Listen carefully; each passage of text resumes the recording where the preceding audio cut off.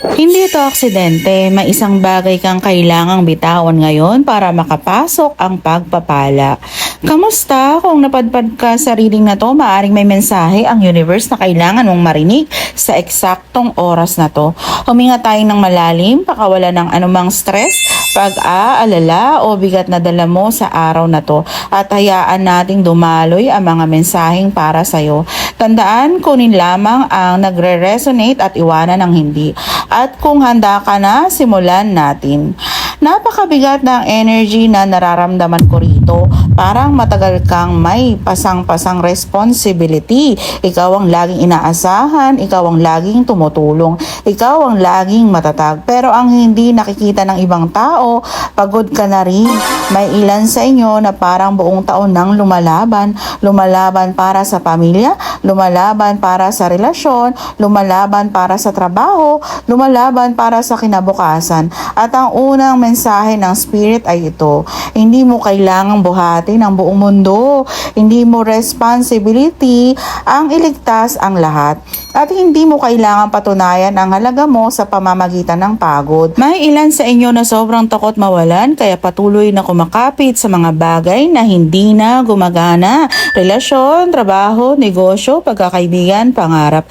Ngunit nakikita ko rito na may isang pinto na matagal nang sarado at imbis na pilitin mo itong buksan, gusto ng universe na lumingon ka sa ibang direksyon dahil may mas magandang opportunity na naghihintay. May isa pa akong nakukuhang mensahe, may mga tao sa paligid mo na hindi malinaw ang intensyon, may mga salita na hindi tugma sa aksyon, may mga pangakong paulit-ulit ngunit walang nangyayari.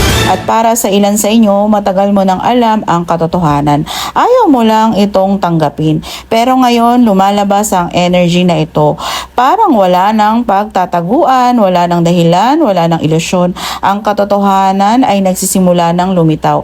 At kahit masakit man minsan ang katotohanan, ito rin ang susi ng kalayaan. Napakalinaw rin ang message tungkol sa decision. Parang matagal kang nalilito, maraming pagpipilian, maraming possibility, maraming what ifs. Pero ang nakikita ko rito, unti-unti nang nawawala ang kalituhan.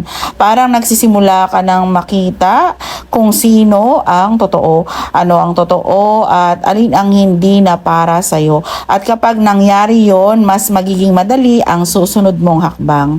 Ngayon, pakinggan mong mabuti to. Dahil ito ang pinakamahalagang bahagi ng reading, lumabas ang mensahe: a time of great prosperity is coming, prepare yourself. Hindi sinabing baka, hindi sinabing possible, hindi sinabing kung suswertehin. Ang sinabi ay prepare yourself. Maghanda ka dahil may paparating, may blessing, may breakthrough, may opportunity.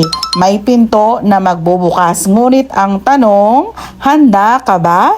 Dahil minsan hinihiling natin ang abundance, pero hindi natin binibitawan ang mga bagay na humaharang dito.